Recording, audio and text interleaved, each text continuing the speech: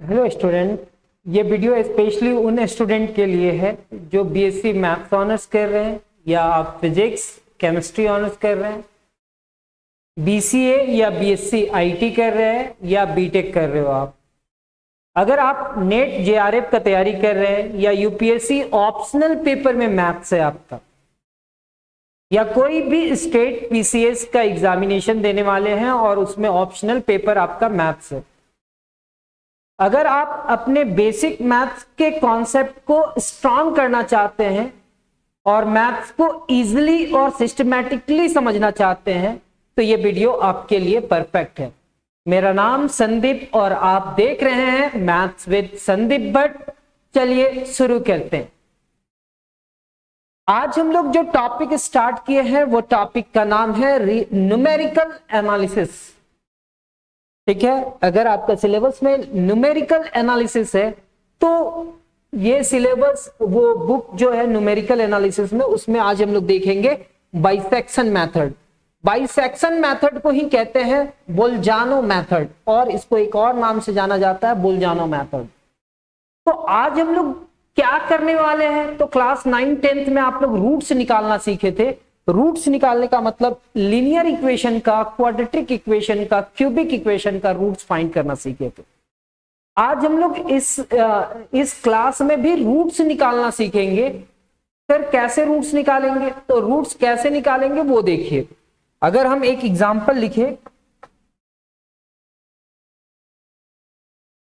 Sir roots क्या होता है, रूट्स कैसे निकालते हैं वो बतलाओ। तो यहां पे हम लोग देखेंगे ये हमारा एक्स स्क्वायर है, -4x है, ठीक है,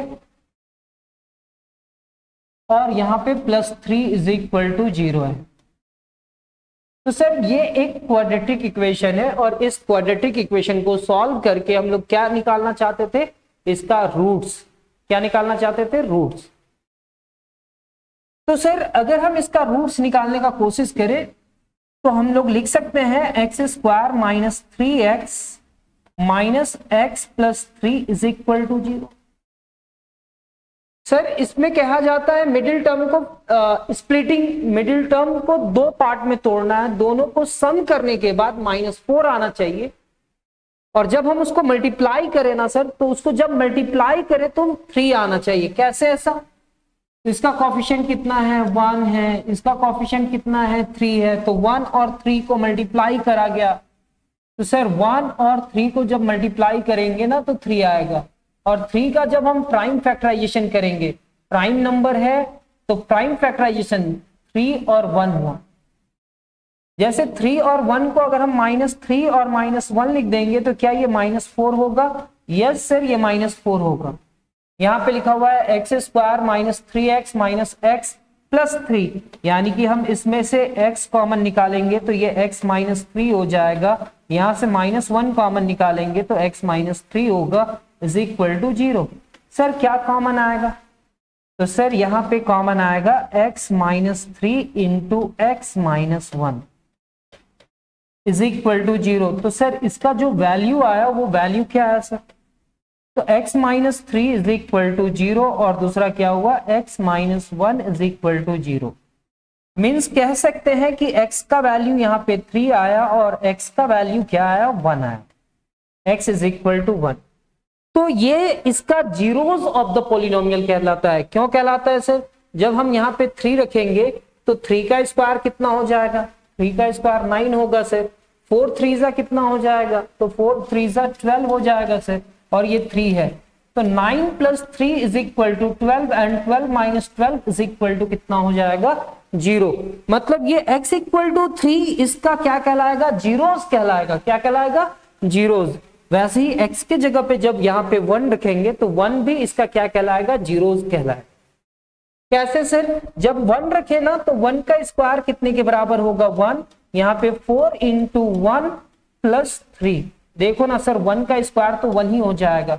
यहाँ पे 1 - 4 + 3 यानी कि 1 + 3 = 4 एंड 4 - 4 = 0। 4 - 4 = 0। तो अभी हम लोग क्या देख पा रहे हैं सर, हम लोग ये क्वाड्रेटिक इक्वेशन देखे और वो क्वाड्रेटिक इक्वेशन को middle term splitting factorization method से हम लोग रूट्स निकाले। रूट्स मतलब जो जीरोस है उसी को हम लोग उसका क्या कहते हैं, रूट्स कहते हैं। अब ये जो वैल्यू है ना सर, वो उस वैल्यू को, उस इक्वेशन को क्या करेगा, सेटिस्फाई करेगा। क्या करेगा, सेटिस्फाई करेगा। ठीक है, तो हम लोग रूट्स कितने टेक्निक से सीखे थे, फैक्टराइजेशन मेथड से बहुत 4-5 तरीके से सीखे थे, क्लास 9th में ही सीख लिए थे हम लोग। ये हम लोग मान करके चलेंगे। और अगर आपका ये फैक्टराइजेशन मेथड ये सब चीज सही नहीं है तो मेरे ही चैनल में आपको क्लास 9th का मिल जाएगा फैक्टराइजेशन, तो आप जा करके उसको देख सकते हो। अगर नहीं देखने का मन है कोई बात नहीं, इसी क्लास में सीखेंगे। तो आज हम लोग स्टार्ट किए हैं न्यूमेरिकल एनालिसिस में बाइसेक्शन मेथड। क्या स्टार्ट किए हैं, बाइसेक्शन मेथड। और आज हम लोग इस क्लास में रूट्स फाइंड करना सीखेंगे।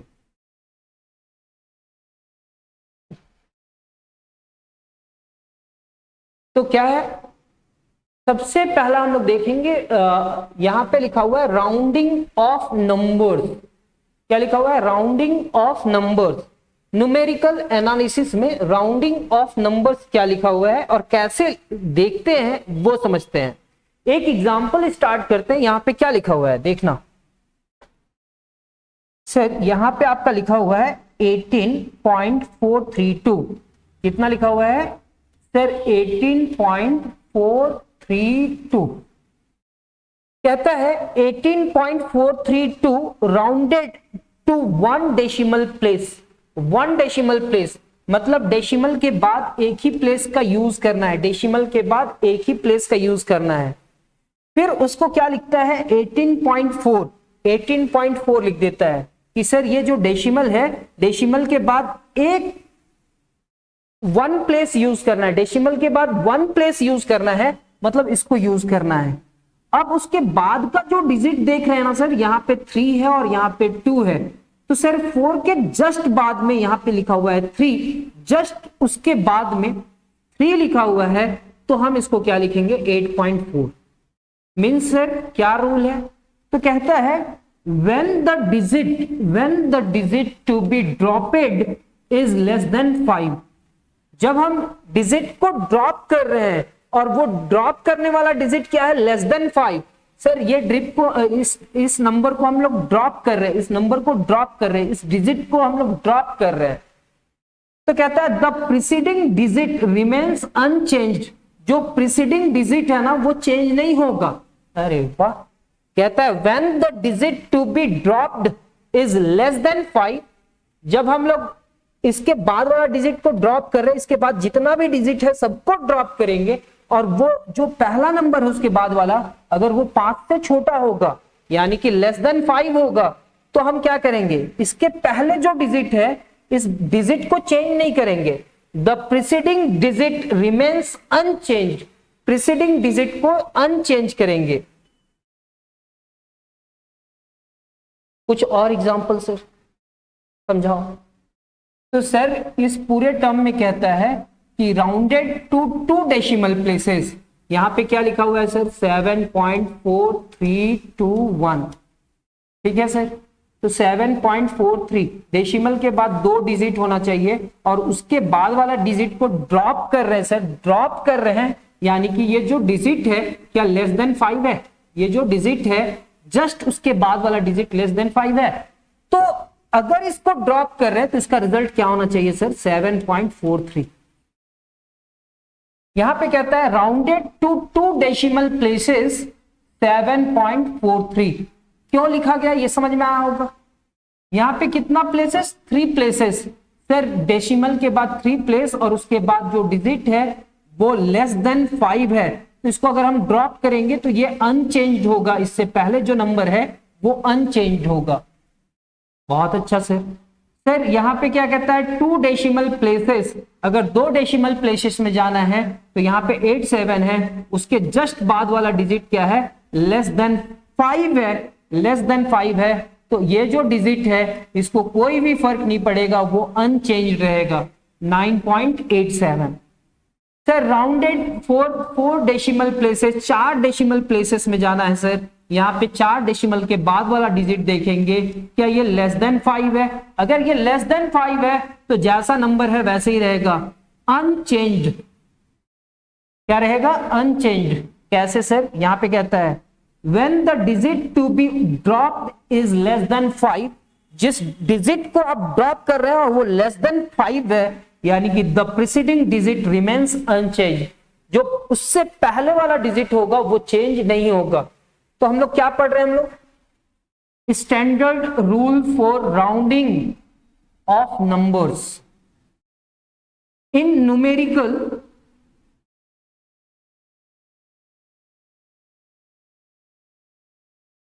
अच्छा, ये आप समझ लेना सर, ठीक है? यहां पे क्या लिखा हुआ है,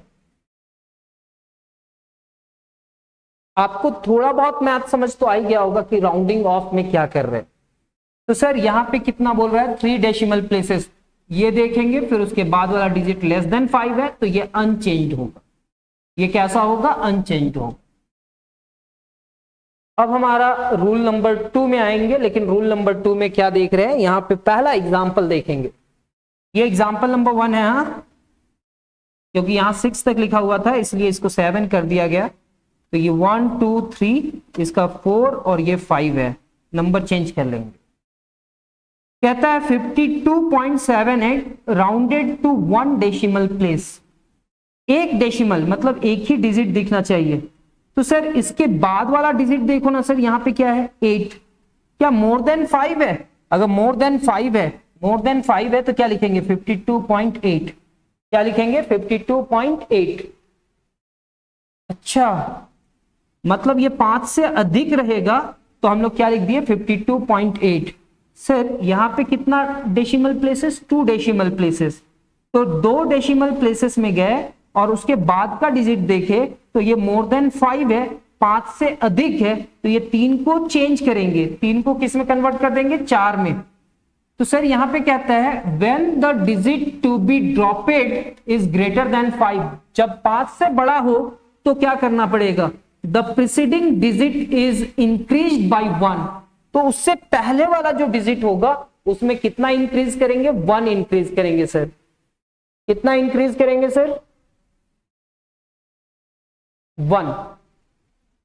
सेम एज यहां पे कितना डिजिट का बात कर रहा है? 3 डेसिमल प्लेसेस। यहां पे 3 डेसिमल प्लेसेस है, डेसिमल प्लेसेस के 3 डेसिमल प्लेसेस, और उसके बाद क्या है? यहां पे 2।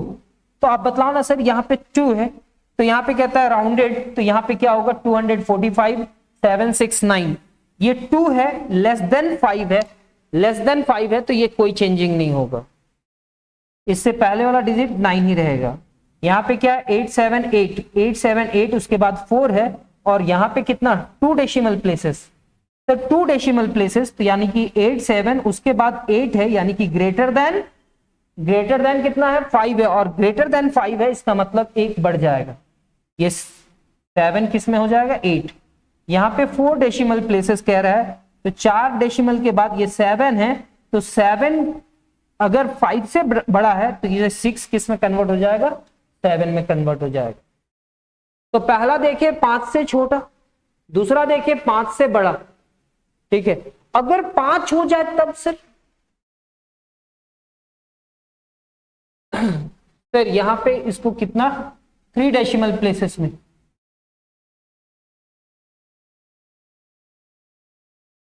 5, ये क्या हो जाएगा? 6। 3 डेसिमल प्लेसेस, ये 3 डेसिमल, उसके बाद ग्रेटर देन 5 है, 5 से बड़ा है, तो ये 6 7 हो जाएगा। ठीक है सर। अब यहां पे कहता है व्हेन, छोड़ दीजिए सर, यहां पे 6.43 और यहां पे 5 है, 43 और बाहर में उसके बाद क्या है? 5 है। मीन्स आप क्या देख रहे हैं? आप देख रहे हैं 2 डेसिमल प्लेसेस। कितना देख रहे हैं? 2 डेसिमल प्लेसेस। तो डेसिमल के बाद 2 डिजिट, और जिसको ड्रॉप कर रहे हैं वो ड्रॉप करने वाला नंबर 5 है, यानी कि यहां पे क्या लिखा गया है? 3 को बढ़ा दिया गया है, इंक्रीज कर दिया गया है। ठीक है, यहां पे कितना? 3 डेसिमल प्लेसेस। 3 डेसिमल प्लेसेस के बाद ये जो नंबर है क्या ये ग्रेटर देन 5 है? अगर ग्रेटर देन 5 है, 5 से बड़ा है, तो ये 5 किस में कन्वर्ट हो जाएगा? 6 में कन्वर्ट हो जाएगा। यहाँ पे क्या कहता है, ये जो डिजिट है, ये जो डिजिट है, यहाँ पे कितना 2 डेसिमल प्लेसेस, अगर 2 डेसिमल प्लेसेस के बाद का डिजिट देखेंगे तो ये एग्जैक्टली 5 है। तो 5 है तो हम इसके बगल में जो नंबर है उसको बढ़ा देंगे, यानी कि 12.79। यहाँ पे कितना 3 डेसिमल प्लेसेस का बात किया जा रहा है, तो डेसिमल के बाद 3 और यहाँ पे क्या है 7 है, यानी कि ग्रेटर देन 5, यानी कि ये क्या हो जाएगा 6 हो जाएगा। तो कहता है when the digit to be dropped is 5 followed by 1 or more non-zero digit, the presence of digit after 5 indicates that the true value is strictly greater than halfway, therefore the preceding digit is increased by 1। ये rule number 3 था हमारा। अब rule number 4 को समझने से पहले हम लोग यहां पे देखते हैं, यहां पे क्या है सर 7.265, क्या लिखा हुआ है 7.265 राउंडेड टू 2 डेसिमल प्लेसेस, कितना 2 डेसिमल प्लेसेस में इसको राउंडेड करना है, राउंड ऑफ करना है। तो ये 2 6 और उसके बाद 5 है, 2 6 और 5 है, तो देखना ना यहाँ पे 5 है और 5 को ड्रॉप करना है। उसके पहले ये क्या है इवन है क्या?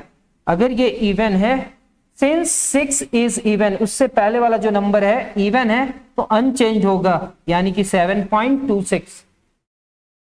सर 7.265 है, लास्ट 5 को ही ड्रॉप करना है और उससे पहले का डिजिट क्या है, इवन है या ऑड है?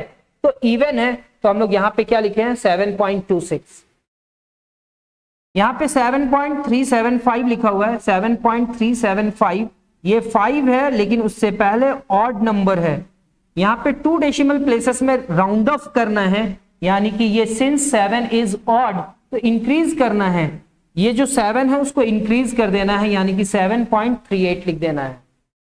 नेक्स्ट यहां पे क्या कहता है 2 डेसिमल प्लेसेस, कितना 2 डेसिमल प्लेसेस, तो यहां पे लिखता है सर 18.124, यानी कि 1 2 तो हो गया, 2 डेसिमल प्लेसेस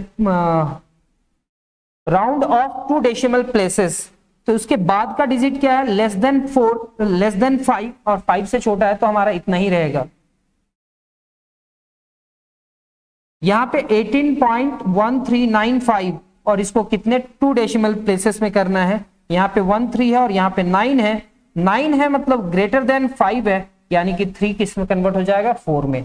यहां पे इस चीज का जरूरी नहीं है जो 2 लाइन लिखा हुआ है। तो क्या है this represent an exact halfway value when the digit to be dropped is exactly 5 follow 1 by 1 zeros to maintain the fairness and avoid the systematic। पहला कहता है कि अगर डिजिट इवन रहे, 5 के पहले प्रीसीडिंग डिजिट इवन रहे तो इट रिमेन्स अनचेंज्ड, अगर प्रीसीडिंग डिजिट ऑड रहे तो ये इंक्रीज कर जाएगा 1 से।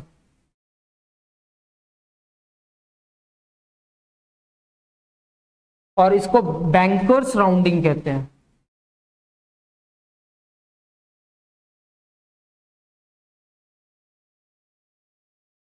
ठीक है, ड्रॉप कब करना है, ड्रॉप करने से क्या होगा, कैसे होगा? सर ये चीज न्यूमेरिकल एनालिसिस में क्यों पढ़ा है, अभी आपको पता चलेगा कि ऐसा इस चीज को क्यों स्टार्टिंग में पढ़ाया जाता है।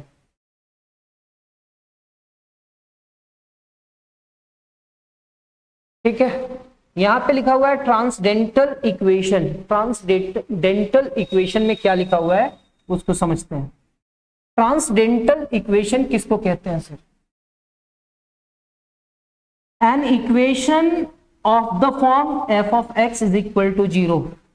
जब कोई इक्वेशन को हम लोग f of x is equal to 0 लिखते हैं, ठीक है, f of x is equal to 0 may be classified as either algebraic और ट्रांसडेंटल। या तो वो फंक्शन अल्जेब्रिक होगा या वो ट्रांसडेंटल होगा। If F of x is algebraic polynomial, is an algebraic polynomial in x, यानी कि अभी जो इक्वेशन लिखे थे ना, x square minus 4x plus 3 is equal to 0, ये एक्सप्रेशन को कहेंगे हम लोग अल्जेब्रिक पॉलिनोमियल इन एक्स। क्या कहेंगे? Algebraic polynomial in x. then the equation is called in algebraic equation। तब हम ऐसे एक्सप्रेशन को क्या कहेंगे? Algebraic equation. अगर f ऑफ x में इन्वॉल्व करेगा, यहाँ पे कौन सा x y z कोई भी वेरिएबल इन्वॉल्व होगा, तो हम उस टाइप के एक्सप्रेशन को क्या कहेंगे? अल्जेब्रिक। यहाँ पे कहता है f of x involve functions such as trigonometric. अगर किसी फंक्शंस में ट्रिगोनोमेट्रिक हो जाए, लॉगरिथमिक हो जाए, एक्सपोनेंशियल हो जाए, या अदर नॉन अल्जेब्रिक फंक्शंस हो जाए, देन हम उस f ऑफ x को क्या कहेंगे? Transcendental equation. फिर अगर किसी भी वेरिएबल के पावर में कांस्टेंट रहे, x का power 4, 6x square minus 3x plus 7 is equal to 0, फिर देखेंगे कि x का पावर में क्या है? 4, फिर 2, फिर 1 और फिर 0। पावर नॉन निगेटिव इंटीजर है। अगर पावर नॉन निगेटिव इंटीजर है तो ये एक पॉलिनोमियल होगा, और पॉलिनोमियल का नॉन निगेटिव इंटीजर मतलब 0, 1, 2, 3 ये टाइप का पावर होना चाहिए। तो ये पॉलिनोमियल है, और पॉलिनोमियल में सिर्फ x वाला है, तो इसको हम लोग कहेंगे अल्जेब्रिक फंक्शन। अगर यहाँ पे कहीं ना कहीं ट्रिगोनोमेट्रिक आ जाता, या हमारे पास क्या आ जाता? लॉगरिथमिक आ जाता, या एक्सपोनेंशियल फंक्शन आ जाता, या इनवर्स आ जाता, तो ऐसे इक्वेशन को हम लोग क्या कहते हैं? Transcendental equation is called a transcendental equation. तो अल्जेब्रिक इक्वेशन क्या होता है उसको समझते हैं, ट्रांसडेंटल इक्वेशन किसको कहते हैं वो समझते हैं। सर ये एक्सप्रेशन में क्या ट्रिगोनोमेट्रिक, एक्सपोनेंशियल, लॉगरिथमिक कुछ भी है? नहीं है सर। तो इस टाइप के फंक्शंस को, इस टाइप के इक्वेशन को क्या कहते हैं? Algebraic equation. लेकिन इस इक्वेशन में यहाँ पे एक ट्रिगोनोमेट्रिक आ गया, तो इसको क्या कहेंगे? Transcendental equation. यहाँ पे एक एक्सपोनेंशियल आ गया, इसलिए इसको कहेंगे ट्रांसडेंटल इक्वेशन। यहाँ पे एक लॉग आ गया, इसलिए इसको क्या कहेंगे? Transcendental equation. क्या कहेंगे? Transcendental equation.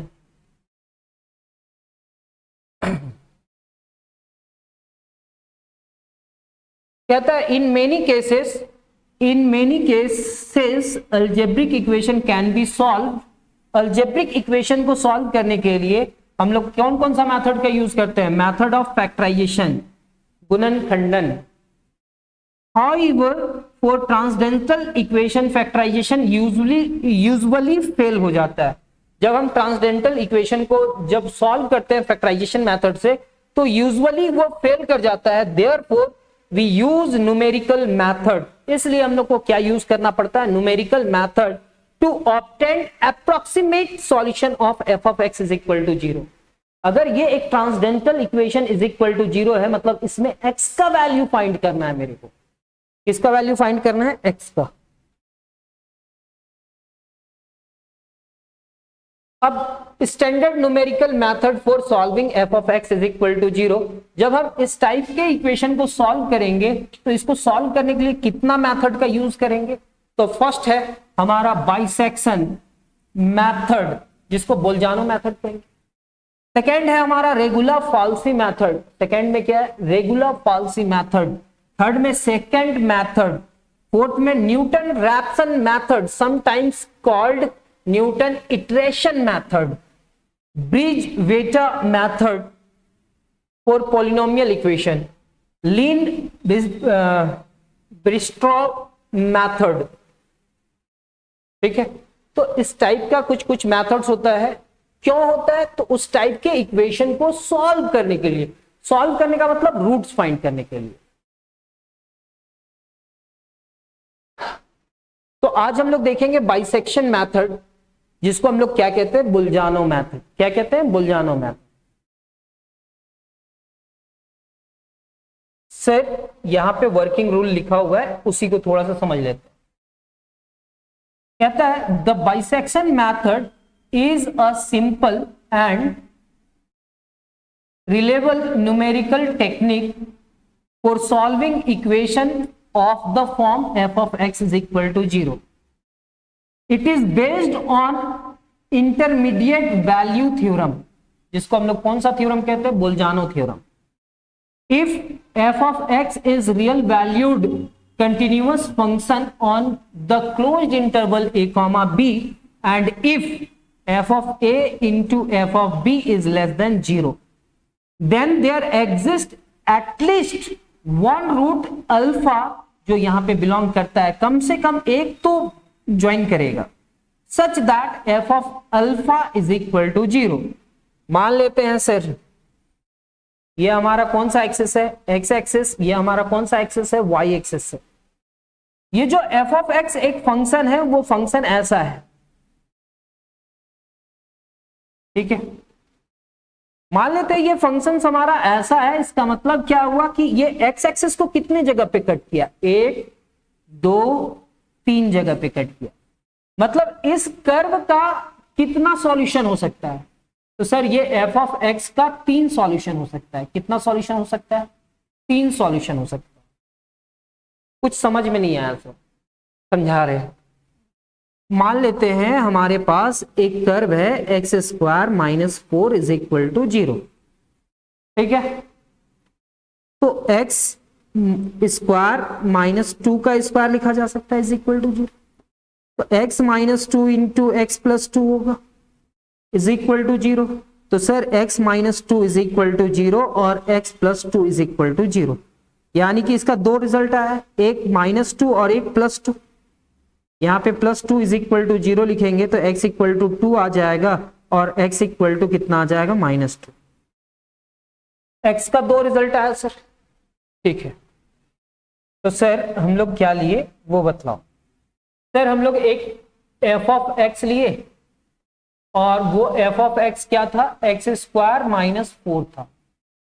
और ये f ऑफ x को अगर हम 0 के बराबर किए तो x का 2 रिजल्ट आया, x इज इक्वल टू 2 और x इक्वल टू -2। अब हम अगर मान लेते हैं इस f of x is equal to इतना का एक कर्व बनाए तो f ऑफ x को ही y कहते हैं, याद है? y इज इक्वल टू क्या होता है? f of x, and y is equal to क्या लिख सकते हैं? X square minus 4। Yes sir, y is equal to x square minus 4। अगर हम इसका कर्व बनाए तो ये कर्व कैसा दिखेगा वो बतलाओ। तो सर कर्व बनाने के लिए सबसे पहले आपको कुछ कुछ वैल्यू लेना पड़ेगा। कौन कौन सा वैल्यू लेंगे? तो सर हम सबसे पहले x के जगह पे क्या रखें कि मेरा सिंप्लीफाई करने के बाद क्या क्या रिजल्ट आएगा? तो हम x square is equal to लिख सकते हैं क्या सर? y माइनस +4 हो जाएगा सर, -4 इधर आया तो x is equal to root under कितना होगा? y plus 4। सर अब हम लोग यहाँ पे y का वैल्यू रखेंगे और कोशिश करेंगे कि ऐसा वैल्यू रखे कि हमारा x का भी वैल्यू क्या आ जाए? रूट से बाहर आ जाए। तो y की जगह पे हम सबसे पहले y का वैल्यू 0 रख दिए। y का वैल्यू जैसे ही 0 रखे तो ये 0 हो गया। तो यहाँ पे x equal to root under कितना हुआ? 0 प्लस 4 4 हो जाएगा, यानी कि x इज इक्वल टू क्या हो जाएगा? +-2 हो जाएगा। सर जब हम y का वैल्यू 0 रखे तो x का वैल्यू 2 आया, जब y का वैल्यू 0 रखे तो x का वैल्यू -2 आया सर, ये 2 पॉइंट आया। फिर हम लोग 12 रख देते हैं y का वैल्यू कितना रख देते हैं? 12। जैसे ही 12 रखेंगे तो 12 और 4 16 होगा, 16 को रूट 16 का कितना हो जाएगा? रूट 16 का वैल्यू हो जाएगा +-4 यानी कि x का वैल्यू क्या हो जाएगा? 4,12 और -4,12। अब हम इससे ग्राफ बनाते हैं। सर ये जो कर्व है ये फंक्शन कंटिन्यूअस है। कैसा है? कंटिन्यूअस है, कहीं पे भी ब्रेक नहीं करेगा। सर ये हमारा x एक्सिस और ये हमारा y एक्सिस है, ठीक है। जब हम x का वैल्यू 2 लिए तो y का वैल्यू कितना हुआ? 0। जब x का वैल्यू 2 लिए 1 2 तो y का वैल्यू 0, मतलब एक पॉइंट तो ये मिला।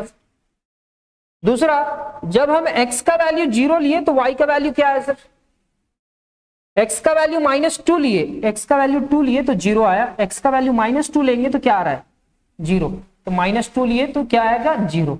दूसरा पॉइंट आया सर, एक पॉइंट यहां, एक पॉइंट यहां। फिर हमारे पास क्या है सर? जब हम x का वैल्यू 4 लिए, x का वैल्यू 4 लिए, चलिए 4 लिए, तो ये कितना हो गया सर, ये 12 हो गया। मतलब 12 मतलब इस जगह पे हम मान लेते हैं 12, ये 4 है तो ये 12 है, ये -4 है तो ये -12 है। तो अगर हम यहाँ पे देख रहे हैं, एक यहाँ पे है, एक यहाँ पे है, एक यहाँ पे है, तो जब इसका ग्राफ बनेगा तो शायद ऐसे करके ऐसे बनेगा, इस टाइप का बनेगा, यानी कि इस तरह का एक पाराबोला टाइप में बनेगा। कैसा बनेगा सर? तो सर इस टाइप का बनेगा।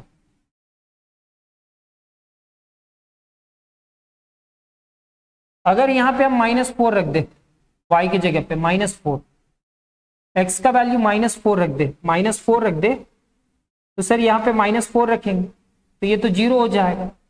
तो सर इसका ग्राफ इस तरह से बनेगा। कैसे बनेगा वो तो समझ में आ गया सर। पहला पॉइंट यहाँ पे है, दूसरा पॉइंट यहाँ पे है, तीसरा पॉइंट यहाँ पे है, फिर चौथा पॉइंट यहाँ पे है, पांचवा पॉइंट यहाँ पे है। तो सर ये ग्राफ ऐसा बन रहा है जिसको हम लोग पाराबोला कहते थे। तो ये जो ग्राफ है वो कंटिन्यूअस है। ये ग्राफ कैसा है? कंटिन्यूअस है। और ये ग्राफ कंटिन्यूअस है तो ये एक्स एक्सिस को कितने जगह पे कट किया है? कम से कम 2 जगह पे कट किया है। एक कहां पे? -2 पे, और एक कहां पे? 2 पे। तो कितना सॉल्यूशन है? 2। तो सर यहां पे f of x is equal to क्या था? x स्क्वायर -4 था। f of x is equal to क्या था सर? x square -4। अगर हम यहां पे वैल्यू रखें, अगर यहां पे हम 1 रखें, सबसे पहले 1 रखे तो क्या हुआ? 1 का स्क्वायर -4 इज इक्वल टू -3, और फिर 1 के बाद हम रखे 3, मतलब x के जगह पे 2 ना रखे क्योंकि 0 हो जाएगा। जब 3 रखे तो 3 का स्क्वायर 9, 9 - 4 इज इक्वल टू 5। तो हम कह सकते हैं ये जो कर्व है ना f of x is equal to इतना, ये 1 और 3 के बीच में एक रूट तो देगा। कैसे पता चला? सर ये निगेटिव है और ये क्या है सर? पॉजिटिव है। जब आप 1 रखे ना सर तो इसका वैल्यू निगेटिव आया। क्या आया? निगेटिव आया। जब 3 रखे ना सर तो इसका वैल्यू क्या आया? पॉजिटिव आया। तो ये ग्राफ जो है ना सर, ये ग्राफ जो है ना सर, ये ग्राफ जो है ना एक्स एक्सिस को कहीं तो कट करता हो। किस इंटरवल में? 1 और 3 के बीच में कम से कम एटलीस्ट एक रूट तो होगा सर। ये ग्राफ में हो सकता है कि 2 हो, 3 हो, लेकिन हम लोग यहां पे अपने मन से रखे सर 1, फिर 3 रखे, तो यहां पे निगेटिव था और यहां पे क्या था? पॉजिटिव। तो क्या एक निगेटिव और एक पॉजिटिव को मल्टीप्लाई करा जाए, मतलब f ऑफ 1 को f ऑफ 3 के साथ मल्टीप्लाई करा जाए तो रिजल्ट क्या? निगेटिव आएगा। 0 से छोटा होने का मतलब निगेटिव। क्या रिजल्ट निगेटिव आएगा? Yes sir. जब 1 रखे तो निगेटिव आया, 3 रखे तो पॉजिटिव आया। तो कहीं ना कहीं ये कर्व अगर कंटिन्यूअस है, कहीं ना कहीं ये कर्व अगर कंटिन्यूअस है तो एक्स एक्सिस को कटेगा, और एक्स एक्सिस को जहां पे भी कट करेगा वो उसका एक रूट तो होगा, एटलीस्ट 1 रूट तो होगा।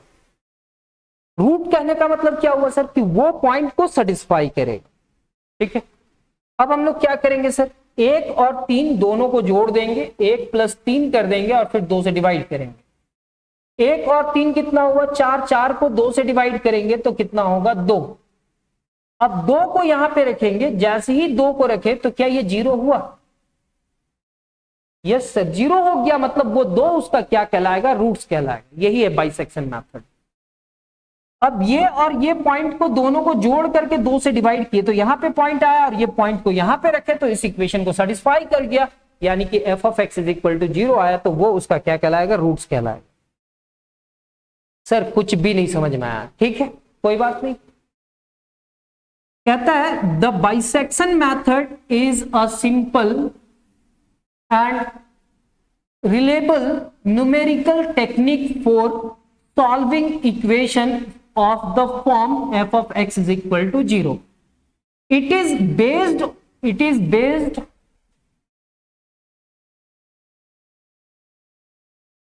क्या कहता है? It is based on the intermediate value theorem, जिसको हम लोग कहते हैं Bolzano theorem. If f of x is real, if f of x is real valued and continuous function on the closed interval a comma b. Real valued and continuous function मतलब यहां पे f of x में इस interval का कोई भी value रखेंगे तो वो वैल्यू क्या देगा, रियल देगा, इसीलिए f of x को क्या कह रहे हैं, real valued and continuous function on the closed interval a comma b. And if अगर f of a को मल्टीप्लाई करा f of b से तो उसका रिजल्ट लेस देन 0 आएगा, यानी कि f of 1 को मल्टीप्लाई किए थे f of 3 से तो रिजल्ट क्या आया था, 0. अगर ये दो टर्म का मल्टीप्लीकेशन लेस देन 0 है यानी कि then there exist at least one root, कम से कम एक रूट तो एग्जिस्ट करेगा सर, कम से कम एक रूट तो एग्जिस्ट करेगा. तो यहां पे कहता है then there exist at least one root. कब, जब एक निगेटिव रहे और एक पॉजिटिव रहे तो मल्टीप्लाई करने के बाद रिजल्ट निगेटिव आएगा. तो ये जो अल्फा बिलोंग करेगा open interval a comma b में, सच दैट ओपन इंटरवल क्यों सर, क्लोज्ड इंटरवल a और b में ऐसा कुछ हुआ होगा. हाँ, तो f ऑफ a का जो रिजल्ट है अगर ये निगेटिव आया मतलब 0 के बराबर नहीं है. f ऑफ b का वैल्यू अगर पॉजिटिव आया है मतलब ये भी 0 के बराबर नहीं है. जब हम इसको मल्टीप्लाई करेंगे f of a into f of b को मल्टीप्लाई करेंगे तो एक निगेटिव एक पॉजिटिव से मल्टीप्लाई करेगा तो रिजल्ट निगेटिव आएगा, एक निगेटिव एक पॉजिटिव से मल्टीप्लाई करेगा तो रिजल्ट क्या आएगा, निगेटिव आएगा. अब हम लोग क्या कह रहे हैं, then there exist at least one root alpha जो open interval a comma b में एग्जिस्ट करेगा, जिसको हम अल्फा को, अगर हम अल्फा को फंक्शन में रखें तो वो कितने के बराबर होगा, 0 के बराबर.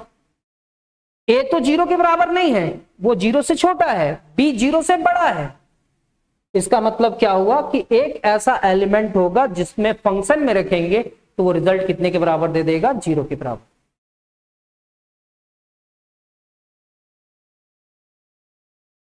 ठीक है, तो कहता है f of a f of b से मल्टीप्लाई किया, f of a f of b से मल्टीप्लाई किया और रिजल्ट क्या आया, less than 0. Then there exist at least one root alpha जो कहां पे बिलोंग करता है, यहां पे, such that f of alpha is equal to 0. Thus f of a and f of b have opposite sign. अगर ये दोनों का मल्टीप्लीकेशन निगेटिव आ रहा है यानी कि दोनों का साइन निगेटिव या पॉजिटिव अपोजिट साइन होगा. इसका मतलब समझिए, अगर एक 3 है और एक -4 है तो जब हम इसको मल्टीप्लाई करा तो कितना है, -12. और क्या -12 लेस देन 0 है, क्या निगेटिव -12 क्या लेस देन 0 है, यस सर.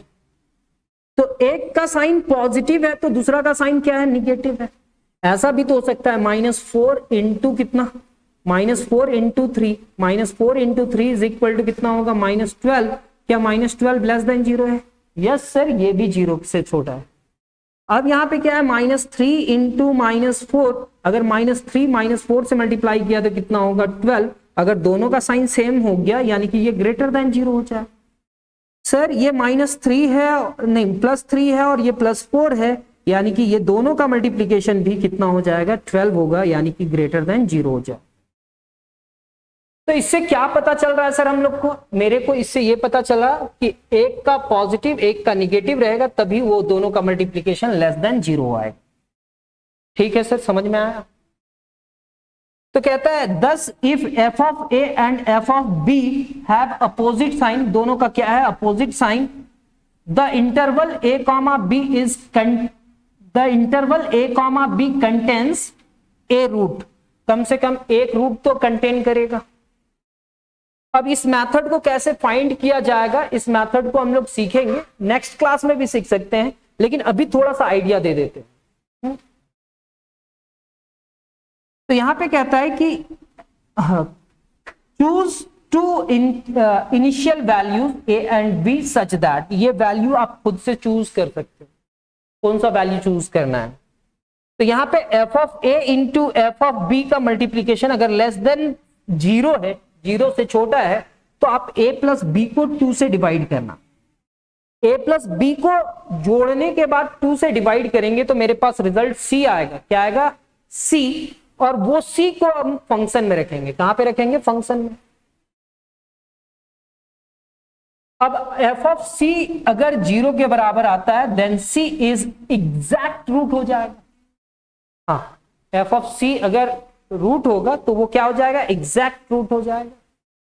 यहां पे कहता है कि अगर एफ ऑफ ए और एफ ऑफ सी का मल्टीप्लीकेशन लेस देन 0 आ गया then the root lies a और c. Sir f of a और f of c less than 0 आ गया, मतलब ए और सी के बीच में जब रिलेशन ढूंढा गया तो लेस देन सी आया, तो ए तो रहेगा और सी भी रहेगा। ए और सी के बीच में रूट आएगा। अगर ये कंडीशन नहीं हुआ, ये कंडीशन हुआ, मान लेते ये कंडीशन हुआ, f of c f of b से मल्टीप्लाई किया और रिजल्ट लेस देन 0 आया, तो यहां पे सी और बी के साथ मल्टीप्लाई करने से रिजल्ट 0 आया, मतलब रूट्स कहां पे आएगा? सी और बी के बीच में।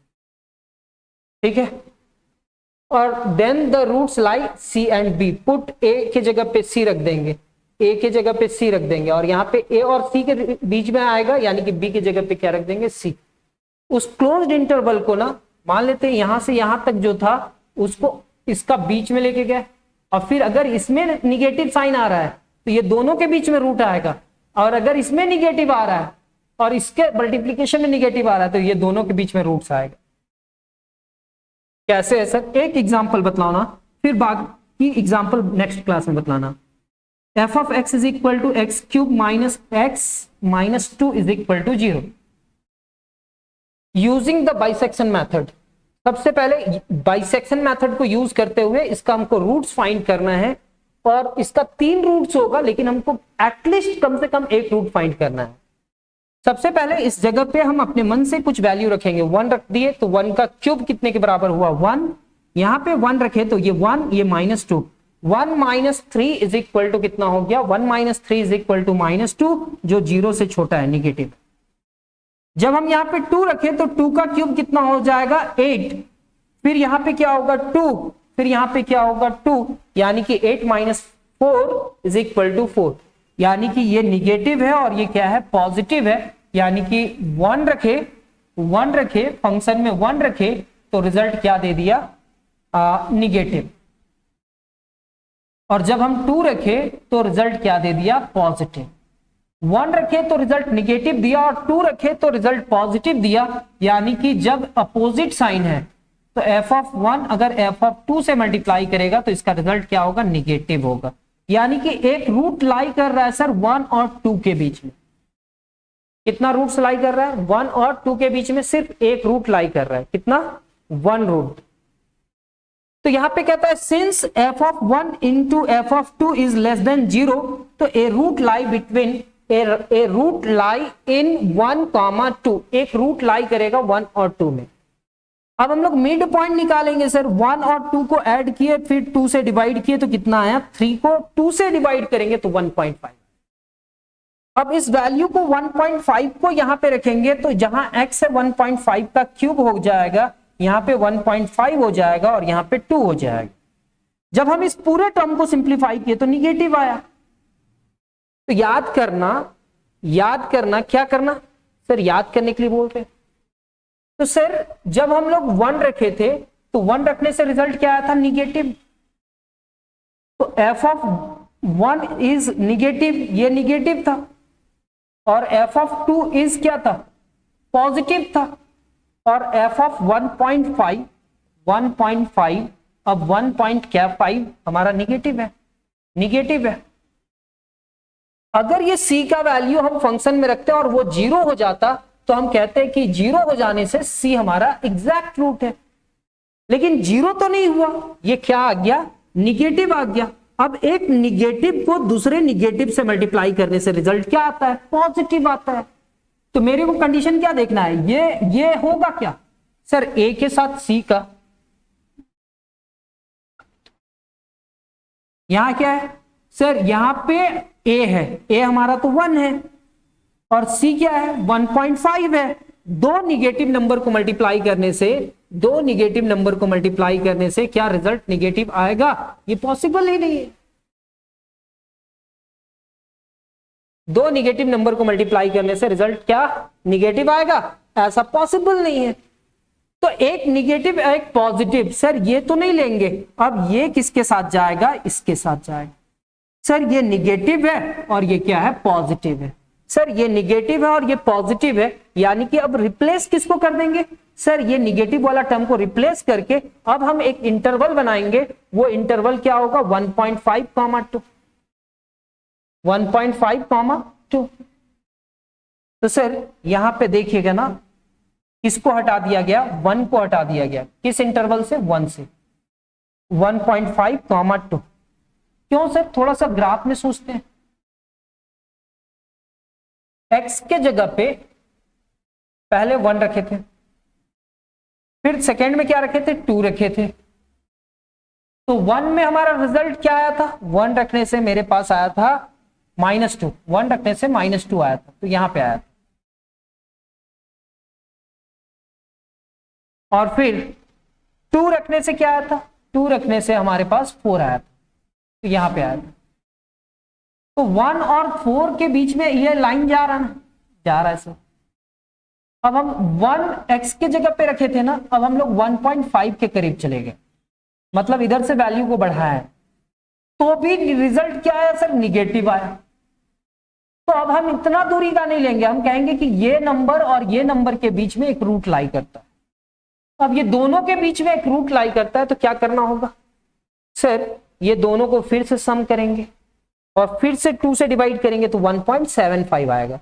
जब 1.75 रखेंगे तो रिजल्ट कितना आया? 1.690, जो पॉजिटिव है। यानी कि अगर ये 1.5 है और यहां पे क्या है? 1 कितना था? नहीं, 2 था, तो 1.75 यहां पे होगा। अगर 1.75 यहां पे है तो इसका रिजल्ट क्या आ रहा है? पॉजिटिव आ रहा है। तो अब इसको हम हटाएंगे और कहेंगे कि ये दोनों के बीच में रूट लाई करता है। किसके किसके बीच में अब रूट लाई करेगा सर? अब रूट लाई करेगा 1.5, 1.75 के बीच। 1.5, 1.75 के बीच में एक रूट लाई करेगा। क्या यहां पे लिखा हुआ है? 10 द रूट लाई बिटवीन इतना। फिर इसका मिड पॉइंट निकालेंगे और मिड पॉइंट को यहां पे रखेंगे और रिजल्ट क्या है? पॉजिटिव। तो अब पॉजिटिव वाला तो रिजल्ट ये है, मींस इसको हटा दो सर, उसको रिप्लेस करो। अब कहेंगे कि एक रूट लाई करेगा इसके बीच में, और ऐसा ही प्रोसेस कंटिन्यू चलते रहेगा और आप रूट्स फाइंड कर पाओगे। अप्रोक्सीमेटली इसका रूट्स क्या होगा कि अगर हम a के जगह पे x का अप्रोक्सीमेट वैल्यू कितना है? 1.618, यानी कि उस फंक्शन में इसको रखा जाएगा तो अप्रोक्सीमेटली वो 0 के बराबर है। वो जो कर्व है, जो इक्वेशन है, वो कितने के बराबर आएगा? 0 के बराबर आएगा। 1 मिनट टाइम देख लेते हैं।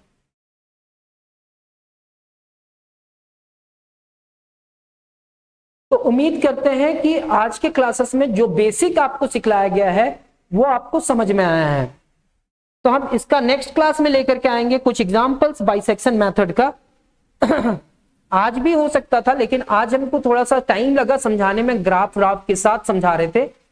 ठीक है, तो हम लोग मिलेंगे नेक्स्ट क्लास में। तब तक एक और चीज कहेंगे, है ना?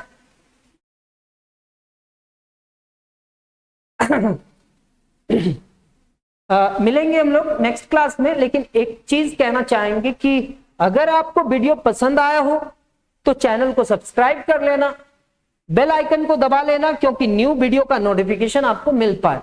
एक और चीज कहेंगे कि अपना कमेंट जरूर छोड़ना, क्योंकि आप 30 से 40 मिनट अगर इस क्लास में जुड़े हुए हो और आपको अगर क्लासेस थोड़ा बहुत भी समझ में आ रहा है तो वो जरूर लिखना, क्योंकि आने वाला स्टूडेंट जो वीडियो को देखेंगे वो आपके कमेंट के थ्रू ही देखेंगे। तो मिलते हैं नेक्स्ट क्लास में, तब तक अपना ख्याल रखना। धन्यवाद, जय हिंद।